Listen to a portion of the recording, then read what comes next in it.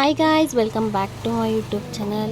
ಎಲ್ಲರೂ ಹೇಗಿದ್ದೀರಾ? I hope ನೀವೆಲ್ಲ ಚೆನ್ನಾಗಿದ್ದೀರಾ ಅಂತ. ಯಾರೆಲ್ಲ ಇನ್ನೂ ನನ್ನ ಚಾನಲ್ಗೆ ಸಬ್ಸ್ಕ್ರೈಬ್ ಆಗಿಲ್ಲ ಅವರೆಲ್ಲ ಪ್ಲೀಸ್ ಸಬ್ಸ್ಕ್ರೈಬ್ ಆಗಿ ಅಂತ ಹೇಳ್ತಾ, ನನ್ನ ವೀಡಿಯೋ ನಿಮ್ಗೆ ಇಷ್ಟ ಆದರೆ ಲೈಕ್ ಮಾಡಿ, ಶೇರ್ ಮಾಡಿ, ಕಮೆಂಟ್ ಮಾಡಿ. ನಾವು ಸ್ವಲ್ಪ ನಮ್ಮ ಅಜ್ಜಿ ಊರಿಗೆ ಹೋಗ್ಬೇಕಿತ್ತು ಅಂತ ಹೋಗಿದ್ವಿ. ಅಲ್ಲಿ ನೋಡಿ ನನ್ನ ಮಗ ಆಟಾಡ್ತಾ ಇದ್ದ. ಆಮೇಲೆ ರಿಟರ್ನ್ ಮನೆಗೆ ಬಂದು ಚಪಾತಿ ಮಾಡ್ಕೊಳ್ಳೋಣ, ಫಂಕ್ಷನ್ ಇತ್ತು, ಫಂಕ್ಷನ್ ಊಟ ಎಲ್ಲ ಜಾಸ್ತಿ ಆಗಿತ್ತು ಅಂದ್ಬಿಟ್ಟು ಲೇಟಾಗಿ ಏನಾದ್ರು ತಿನ್ನೋಣ ಅಂತ ಚಪಾತಿ ಮತ್ತು ಬೆಂಡೆಕಾಯಿ ಗೊಜ್ಜು ಮಾಡ್ಕೋತಾ ಇದ್ದೆ. ಅದಕ್ಕೇ ಚಪಾತಿ ಹಿಟ್ಟೆಲ್ಲ ಕಲಸಿಟ್ಟು ಬೆಂಡೆಕಾಯಿ ಗೊಜ್ಜೆಲ್ಲ ಮಾಡಿ ನೈಟೆಲ್ಲ ತಿಂದು, ಇದು ಅವತ್ತು ನೆಕ್ಸ್ಟ್ ಡೇ ಮಾರ್ನಿಂಗ್ ವ್ಲಾಗ್ ಆಗಿರುತ್ತೆ. ಮಾರ್ನಿಂಗ್ ಎಲ್ಲ ಮದುವೆಗೆ ಹೋಗಬೇಕಿತ್ತು, ದೇವಸ್ಥಾನ ಅಂತ ಹೇಳ್ತಾ ಇದ್ದೀನಿ. ಅಲ್ಲೆಲ್ಲ ಜಾಸ್ತಿ ಕ್ಲಿಪ್ಪಿಂಗ್ ತೊಗೊಳೋದಕ್ಕೆ ಆಗಲಿಲ್ಲ. ಮದುವೆಗೆ ಹೋಗಿದ್ದು ಬಂದು ಮನೆಯೆಲ್ಲ ಕ್ಲೀನ್ ಮಾಡಬೇಕಿತ್ತು. ನಮಗೆ ಜಾತ್ರೆ ಇತ್ತು, ಬಿಸಿಲು ಮಾರಮ್ಮನ ಹಬ್ಬ ಅಂತ. ಅದು ನಮ್ಮ ಮನೆ ದೇವರಾಗಿರುತ್ತೆ. ಅದಕ್ಕೆ ತಂಪು ಕೊಡಬೇಕು ಅಂತ ಮನೆಯೆಲ್ಲ ಕ್ಲೀನ್ ಮಾಡ್ಕೋತಾ ಇದ್ವಿ. ಅದಕ್ಕೆ ಬೆಡ್ಶೀಟೆಲ್ಲ ನೀಟಾಗಿ ಎತ್ಕೊಂಡು ಸೋಫಾ ಕವರ್ಸ್ ಎಲ್ಲ ಎತ್ತಿ ಮಿಷಿನ್ಗೆ ಹಾಕೋಣ ಅಂದ್ಬಿಟ್ಟು ಹಾಕ್ತಾಯಿದ್ದೆ. ಮದುವೆಯಿಂದ ಬಂದು ಬರೋಷ್ಟರಲ್ಲೇ ಲೇಟ್ ಆಗಿಬಿಟ್ಟಿತ್ತು. ಪಿರಿಯಾಪಟ್ಟಣದ ಹತ್ರ ಮದುವೆ ಇತ್ತು, ಬರೋದೇ 7 ಆ ಥರ ಆಗೋಯಿತು. ಬಂದು ಮನೆ ಕೆಲಸ ಎಲ್ಲ ಡೀಪಾಗಿ ಮಾಡ್ಕೋತಾ ಇದ್ದೆ. ಹಾಗೆಯೇ ಬಟ್ಟೆ ಎಲ್ಲ ಮಿಷಿನ್ಗೆ ಹಾಕೋಣ ಅಂತ ಹಾಕ್ತಾಯಿದ್ದೆ. ನಾವು ಏರಿಯಲ್ ಲಿಕ್ವಿಡ್ ಯೂಸ್ ಮಾಡ್ತೀವಿ, IFB ಬ್ರ್ಯಾಂಡ್ದು ಮೆಷಿನು ಆಮೇಲೆ ಬೆಳಗ್ಗೆ ಟಿಫನಿಗೆ ರೆಡಿ ಮಾಡ್ಕೊಬಿಡೋಣ. ಚಿತ್ರಾನ್ನದ ಗೊಜ್ಜು ಮಾಡ್ಕೊಬಿಟ್ರೆ ಬೆಳಗ್ಗೆ ಎದ್ದ ತಕ್ಷಣ ತಂಪೆಲ್ಲ ಕೊಟ್ಕೊಂಡು ಮನೆ ಕೆಲಸ ಮಾಡೋಕ್ಕೆ ಈಸಿ ಆಗುತ್ತೆ ಅಂತ ಚಿತ್ರಾನ್ನದ ಗೊಜ್ಜು ಕೂಡ ರೆಡಿ ಮಾಡ್ಕೋತಾ ಇದ್ದೆ ಅಲ್ಲೇ. ಇದ್ರ ರೆಸಿಪಿನ, ಚಿತ್ರಾನ್ನ ಗೊಜ್ಜು ಮಾಡೋದನ್ನು ರೆಸಿಪಿಲಿ ಫುಲ್ ತೋರಿಸಿದ್ದೀನಿ. ಯಾರಿಗೆಲ್ಲ ರೆಸಿಪಿ ಬೇಕೋ ಅವರೆಲ್ಲ ನೋಡಿ. ಚಿತ್ರಾನ್ನದ ಗೊಜ್ಜು ಮಾಡೋದಕ್ಕೆ ನೋಡಿ ನಾನಲ್ಲಿ ಏನೇನು ಇಂಗ್ರೀಡಿಯೆಂಟ್ಸ್ ತೊಗೊಂಡಿದ್ದೀನಿ ಅಂತ ತೋರಿಸಿದ್ದೆ. ಅದಕ್ಕೇ ನೋಡಿ ಒಂದು ಕಡಾಯಿಗೆ ಎಣ್ಣೆ ಎಲ್ಲ ಹಾಕೋತಾ ಇದ್ದೆ. ಎಣ್ಣೆ ಕಾದ್ಮೇಲೆ ಸಾಸಿವೆ ಕಾಳು ಹಾಕಬೇಕು. ಎಣ್ಣೆ ಕಾಯೋಕ್ಕಿಂತ ಮುಂಚೆ ಸಾಸಿವೆ ಕಾಳು ಹಾಕಿ, ಸಾಸಿವೆ ಸಿಡಿದೇ ನಾವೇನಾದ್ರೂ ಬೇರೆ ಇಂಗ್ರೀಡಿಯೆಂಟ್ಸ್ ಎಲ್ಲ ಹಾಕ್ಕೊಂಡ್ರೆ ಅದು ಕೈ ಬಂದ್ಬಿಡುತ್ತೆ. ಅದಕ್ಕೆ ನೋಡಿ ಎಣ್ಣೆ ಕಾದ್ಮೇಲೆ ನಾನು ಸಾಸಿವೆ ಕಾಳು ಹಾಕ್ತಾಯಿದ್ದೀನಿ. ಸಾಸಿವೆ ಕಾಳು ಚೆನ್ನಾಗಿ ಅದು ಸೌಂಡ್ ಬರುತ್ತೆ ನೋಡಿ, ಚಟಾಪಟ ಅಂತ. ಆಗ ಅದು ಸಾಸಿವೆ ಕಾಳು ಫ್ರೈ ಆಗಿದೆ ಅಂತ ನೋಡಿ. ಇಲ್ಲಿ ಸಾಸಿವೆ ಕಾಳೆಲ್ಲ ಫ್ರೈ ಆದಮೇಲೆ ನಾನು ನೆಕ್ಸ್ಟು ಕಡಲೆ ಬೀಜ ಅದೆಲ್ಲ ಹಾಕ್ಕೊಳ್ಳೋದನ್ನ ನಾನು ಇಲ್ಲಿ ಮುಂದೆ ತೋರಿಸ್ತೀನಿ ನೋಡಿ. ಆ್ಯಕ್ಚುಲಿ ಚಿತ್ರಾನ್ನ ಅಂದರೆ ತುಂಬ ಇಷ್ಟ ನಮಗೆ. ನಮ್ಮ ಮನೇಲಿ ಎಲ್ಲರೂ ತುಂಬ ಇಷ್ಟಪಟ್ಟು ತಿಂತಾರೆ. ಈರುಳ್ಳಿ ಚಿತ್ರಾನ್ನ, ಟೊಮೊಟೊ ಚಿತ್ರಾನ್ನ, ಕಾಯಿ ಚಿತ್ರಾನ್ನದಲ್ಲೇ ವೆರೈಟಿ ಇದೆ. ಬಟ್ ನಾನಿಲ್ಲಿ ಕಾಯಿ ಚಿತ್ರಾನ್ನ ಮಾಡ್ತಾಯಿದ್ದೀನಿ ನೋಡಿ. ಈ ಥರ ಚಟಪಟ ಅಂತ ಸೌಂಡ್ ಬರಬೇಕು. ಆವಾಗ ಸಾಸಿವೆ ಕಾಳೆಲ್ಲ ಚೆನ್ನಾಗಿ ಸಿಡ್ತಿದೆ ಅಂತ ನೋಡಿ. ಆಮೇಲೆ ಈ ಥರ ಹಸಿಮೆಣ್ಸಿಕಾಯಿ, ಕರಿಬೇವಿನ ಸೊಪ್ಪು ಎಲ್ಲ ಹಾಕೋತೀನಿ. ನಾನು ಯೂಶ್ವಲಿ ಏನು ಮಾಡ್ತೀನಿ ಅಂದರೆ, ಈ ಥರ ಎಲ್ಲ ಹಾಕಿದಾಗ ಎಣ್ಣೆ ಎಲ್ಲ ಆರುತ್ತೆ ನೋಡಿ, ಪ್ಲೇಟ್ ಮುಚ್ಕೊಬಿಡ್ತೀನಿ. ಆಗ ಹಾಕಿದ ತಕ್ಷಣ ಪ್ಲೇಟ್ ಮುಚ್ಚಿಬಿಟ್ರೆ ಈ ಥರ ಎಲ್ಲ ನೋಡಿ ಎಣ್ಣೆ ಎಲ್ಲ ಆಗಿದೆಯಲ್ಲ, ಆ ಥರ ಎಲ್ಲ ಆಗೋಲ್ಲ. ನಾನಿಲ್ಲಿ ವೀಡಿಯೋಗೋಸ್ಕರ ಪ್ಲೇಟೆಲ್ಲ ಏನೂ ಮುಚ್ಚಕ್ಕೆ ಹೋಗಿಲ್ಲ. ಒಂದು ಕೈಲಿ ಮೊಬೈಲ್ ಹಿಡ್ದಿರ್ತೀನಿ, ಒಂದು ಕೈಲಿ ಇಂಗ್ರೀಡಿಯೆಂಟ್ಸ್ ಎಲ್ಲ ಹಿಡ್ದಿರ್ತೀನಿ.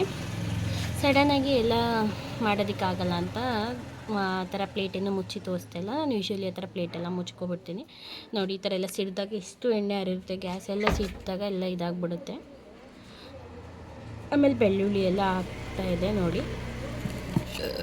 ಬೆಳ್ಳುಳ್ಳಿ ಹಾಕಿ ಬೆಳ್ಳುಳ್ಳಿನ ಫ್ರೈ ಮಾಡ್ತಾಯಿದ್ದೀನಿ. ಬೆಳ್ಳುಳ್ಳಿನೂ ಬ್ರೌನ್ ಕಲರ್ಗೆ ಟರ್ನ್ ಆಗುತ್ತೆ. ಬ್ರೌನ್ ಕಲರ್ಗೆ ಟರ್ನ್ ಆದಮೇಲೆ ನೆಕ್ಸ್ಟು ಕಡಲೆಕಾಯಿ ಬೀಜ ಹಾಕೋಣ ಅಂದ್ಬಿಟ್ಟು ಹಾಕ್ತಾಯಿದೆ ನೋಡಿ. ಅದು ಇನ್ನೂ ಫ್ರೈ ಆಗಿಲ್ಲ, ಬ್ರೌನ್ ಕಲರ್ಗೆ ಟರ್ನ್ ಆಗಲಿ ಅಂದ್ಬಿಟ್ಟು ಫ್ರೈ ಮಾಡ್ತಾ ಇದ್ದೀನಿ ನಾನು. ಇತ್ತೀಚೆಗೆ ಬೇಕು ವೀಡಿಯೋ ಕರೆಕ್ಟಾಗಿ ಅಪ್ಲೋಡೇ ಮಾಡೋಕ್ಕಾಗ್ತಾಯಿಲ್ಲ. Video capture ಮಾಡ್ಕೊಳ್ಳೋದೇ ಮರ್ತ್ಕೊಬಿಡ್ತೀನಿ. ಕಡಲೆಕಾಯಿ ಬೀಜನೂ ಹಾಕ್ಕೊಂಡು ಫ್ರೈ ಮಾಡ್ತಾಯಿದ್ದೀನಿ. ಕೆಲವೊಬ್ಬರು ಏನು ಮಾಡ್ತಾರೆ ಅಂದರೆ, ಕಡಲೆಕಾಯಿ ಬೀಜನೇ ಫಸ್ಟ್ ಫ್ರೈ ಮಾಡ್ಕೊಂಡು ಇಟ್ಕೊಬಿಡ್ತಾರೆ. ಅದು ಬ್ರೌನ್ ಕಲರ್ ಬಂದಾಗಲೇ ಈ ಥರ ಇದು ಮಾಡಿದ್ರೆ ಅದು ಗರಂ ಅಂತ ಅನ್ನಲ್ಲ ಅಂತ. ಬಟ್ ನಾನು ಹೀಗೆ ಮಾಡೋದು. ಇದನ್ನ ಇಲ್ಲಿ ಮಾಡಬೇಕಾದ್ರೆ ಚೆನ್ನಾಗಿ ಫ್ರೈ ಮಾಡ್ಕೊಬಿಡ್ತೀನಿ, ಆವಾಗ ಏನೂ ಆಗಲ್ಲ. ಈ ಥರ ಎಲ್ಲ ಡೀಪ್ ಫ್ರೈ ಮಾಡಾದಮೇಲೆ ನೆಕ್ಸ್ಟ್ ಕಡಲೆಬೇಳೆ ಅವೆಲ್ಲ ಹಾಕ್ಕೊಂಡು ಫ್ರೈ ಮಾಡ್ಕೊತೀನಿ.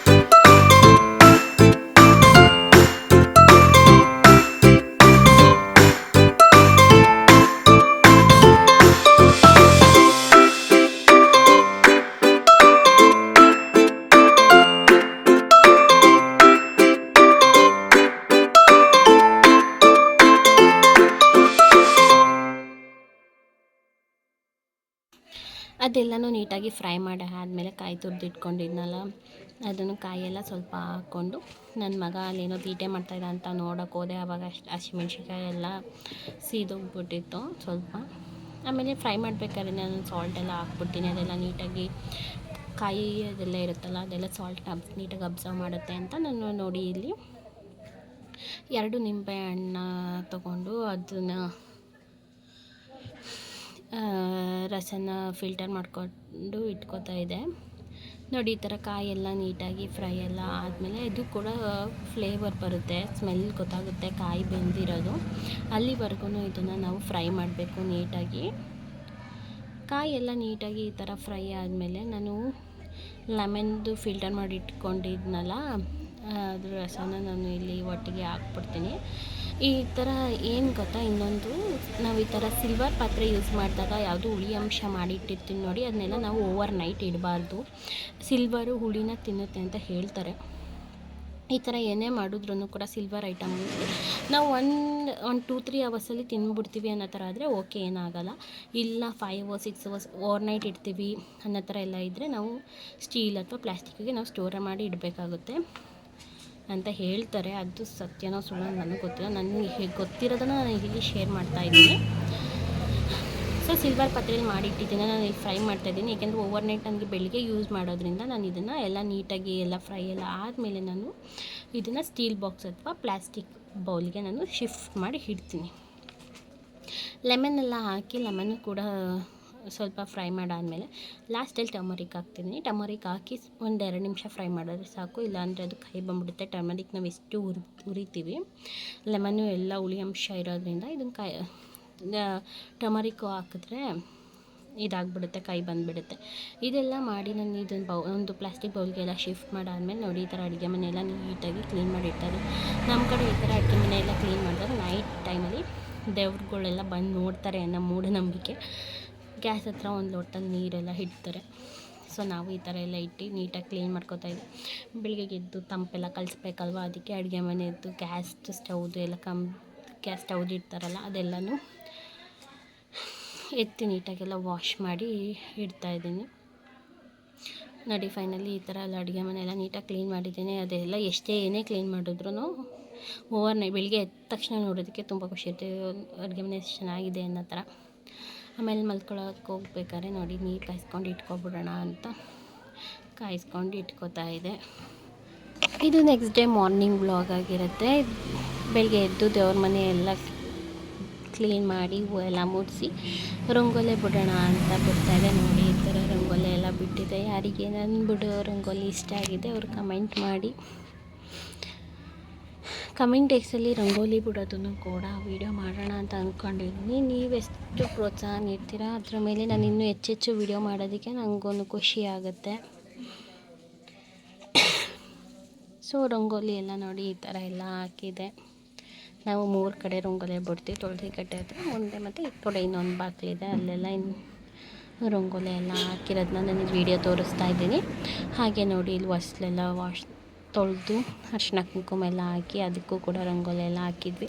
ಇಲ್ಲಿ ನಮ್ಮ ಅತ್ತೆ ತಂಬಿಟ್ಟು ಕಲಿಸ್ತಾಯಿದ್ರು, ಅದನ್ನು ವೀಡಿಯೋ ಮಾಡ್ಕೊಳ್ಳೋಣ ಅಂತ ಅಂದ್ಕೊಂಡೆ. ಅಷ್ಟರಲ್ಲಿ ಆಲ್ರೆಡಿ ಅವ್ರು ಕಲಿಸ್ಬಿಟ್ಟಿದ್ರು, ಅದಕ್ಕೆ ಕಲಿಸಾದ್ಮೇಲೆ ವೀಡಿಯೋ ಮಾಡ್ಕೊತಾ ಇದೆ. ಆಮೇಲೆ ಹೂವು ಪೋಣಿಸ್ಕೊಡು ಅಂತ ಹೇಳಿದ್ರು, ಅದಕ್ಕೆ ಹೂವೆಲ್ಲ ನೀಟಾಗಿ ಪೋಣಿಸೋಣ ಅಂದ್ಬಿಟ್ಟು ಅದನ್ನು ನಾನು ವೀಡಿಯೋ ಕ್ಯಾಪ್ಚರ್ ಮಾಡಿಕೊಂಡೆ. ಆಮೇಲೆ ಪೂಜೆ ಮಾಡೋಣ ಅಂತ ಹೂವು ಪೋಣಿಸೋಣ ಆಮೇಲೆ ಅಂತ ವೀಡಿಯೋ ದೇವ್ರ ಮನೆಗೆ ಹೂವು ಎಲ್ಲ ಹಾಕಿ ಪೂಜೆ ಮಾಡೋಣ ಅಂತ ನಾನು ಮಾಡ್ತಾಯಿದ್ದೆ. ಪೂಜೆ ಎಲ್ಲ ಮುಗಿಸಿ ಅದೇ ಹೂವು ಪೋಣಿಸ್ಬೇಕು ಅಂತ ಹೇಳಿದ್ನಲ್ಲ, ಅದನ್ನು ಕೂಡ ನೋಡಿ ಈ ಥರ ಪೋಣಿಸಿಟ್ಟೆ. 2 ಕೆಂಪು ಫಸ್ಟ್ 2 ಪೋಣಿಸ್ದೆ, ಒಂದೊಂದು ಹಾಕೋಣ ಅಂತ. ಆಮೇಲೆ ಮತ್ತೆ 2 ಹಾಕೋಣ ಅಂತ ಹೇಳಿದ್ರು. ಅಂದ್ಬಿಟ್ಟು 4 ಹೂವು ಮಾಡಿದೆ. ನೋಡಿ ಈ ಥರ ಆಯಿತು. ಆಮೇಲೆ ನಮ್ಮೂರಲ್ಲಿ ಅಯ್ಯಪ್ಪ ಸ್ವಾಮಿಗೆ ಹೋಗ್ತಾಯಿದ್ರು, ಅವ್ರು ಅನ್ನದಾನ ಮಾಡಿದರು, ಅದಕ್ಕೆ ಅಲ್ಲೆಲ್ಲ ಹೋಗಿದ್ವಿ. ಆಮೇಲೆ ನಾವು ಸಂಜೆ ಟೆಂಪಲಿಗೆ ಹೋಗಿದ್ವಿ, ಅಲ್ಲಿ ವೀಡಿಯೋನ ನಾನಿಲ್ಲಿ ಆ್ಯಡ್ ಮಾಡಿದ್ದೀನಿ. ನೋಡಿ ವಿಡಿಯೋ ಇಷ್ಟ ಆದರೆ ಲೈಕ್ ಮಾಡಿ. ಬಿಸಿಲು